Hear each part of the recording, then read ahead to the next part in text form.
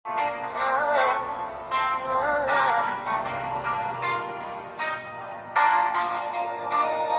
ilog ng Palilan,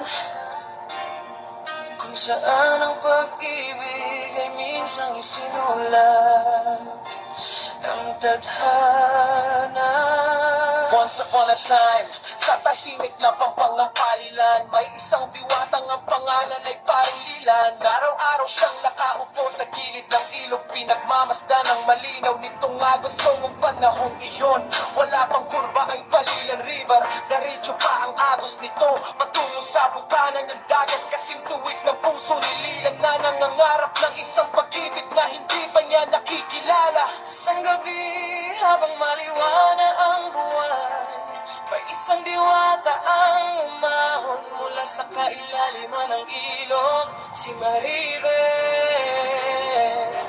Reyna ng maliwanag tubig, ngumiti siya kay paring Lilan, ngunit ang kanyang mga mata ay puno ng takot at alinlangan. Sabi ni Maribel, paring Lilan, huwag mo akong ligawan, huwag mo akong mahalin. Magkaiba ang mundo natin, ikaw ay tao, ako ay nilalang ng ilog. Hindi tayo maaaring maging isa. Ngunit sumagot si paring Lilan, Maribel, sa unang kita pa lamang, ramdam ko ng forever. Ngunit siyang pinalaan, Lilan, huwag mo nang ituloy ang damdamin yan. Patayin ka ng sarili mong matang ng lahi at parusahan din ako ng mga Diyos ng ilog. Ngunit hindi tumigil si Lilan. Araw-araw, gabi-gabi, tinuloy ang panliligaw kay Maribel.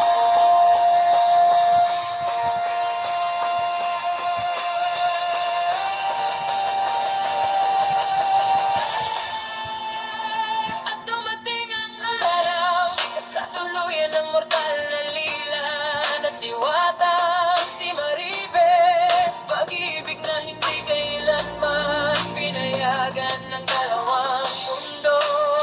Madalit ang mga tao, may sumpang darating, may sumpang darating. Nagalit din ang mga Diyos at mga diwata ng ilog. Sinira mo ang batas ng kailaliman ng tubig, Maribel. Isang tanghali na pa, biglang dumilim ang langit, humampas ang malalaking alon, biglang umulong. Umihip ang buhawi, lumobo ang tubig habang magkayakap sina Lilan at Maribel. Pareho silang tinangay ng pinakamalakas na baha na naranasan ng bayan ng Jimenez at sa lakas ng buhawi, alon at naggangalit na agos. Ang dating tuwid na ilog ay yumuko hanggang naging isang malaking U-shape o U kung basahin.